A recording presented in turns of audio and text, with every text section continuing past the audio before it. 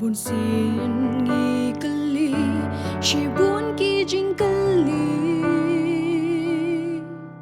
mình sim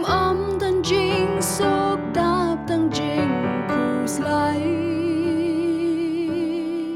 ha ba chính đông cả chính em kỳ kẻ sao đông nhang nghiêm tiếp số sa nô ban phai sa e ban le jing ata tin ki bawan cái chính kết ba kia tha nghi khuyết ya la ki khmat nghi wat cái chính ya ra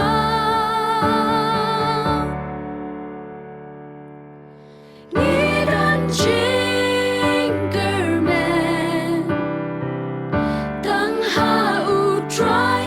nghi dan chính kerman chính sok on ai ha bangi duai ya chính is nay u try hợp định chính ca đông ca chính em chính bi sa ca men sim ngin pai gik ma chu trai u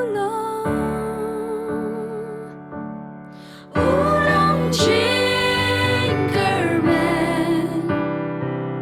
ha ca shi ba u long chính kerman trong pi trong la ha bangi duai ya chính is nay u try hợp định chính ca đúng ca chính em chính bi sa ca men sim in pai gik ma chu try